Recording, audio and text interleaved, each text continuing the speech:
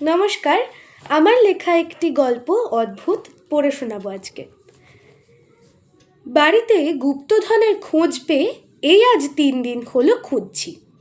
প্রথম 2 দিন ঘরের সব কোণায় খুঁজেছি। গুপ্তধনের গন্ধ পাচ্ছি বটে, কিন্তু বুঝতে পারছি না কোথা থেকে আসছে। তাই আজ বাড়ির পিছনের কলতলায় খুঁজতে এসেছি। কলতলাটা অনেকটা ভিতর দিকে, তার পাশেই বিশাল নিম গাছ। কলতলাটা অনেকটা নিম গাছ দিয়েই ঘেরা।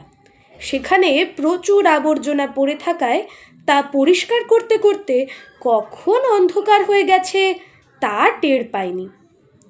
কলতলার দিকের আলোটা জ্বালাতেই দেখি কেটে গেল।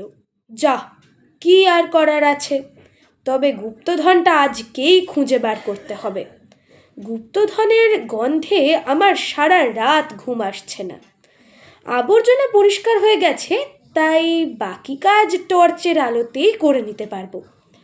গুপ্তধনটা এতদিন গর্তের ভিতরেই থাকতো, যতদূর জানি এখন বাইরে এসেছে, তবুও খুঁজে পাচ্ছি না।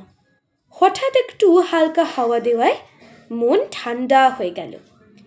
শীতের সন্ধেবেলায় এত নির্জন জায়গায় কার যেন পায়ের আওয়াজ পাওয়া গেল। চমকে উঠে পিছনে ঘুরে দেখি কেউই নেই।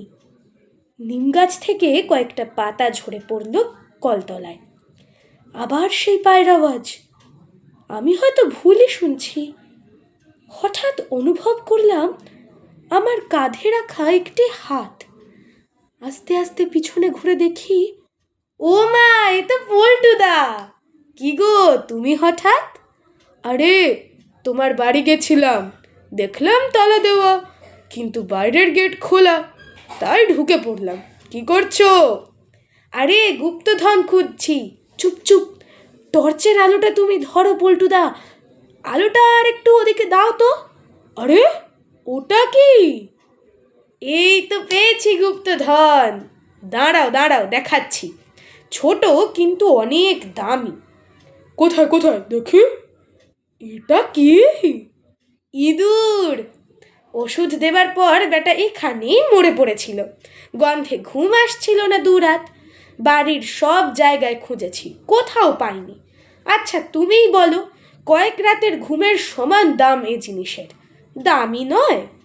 পল্টুদা হট করে হেসে ফেলল।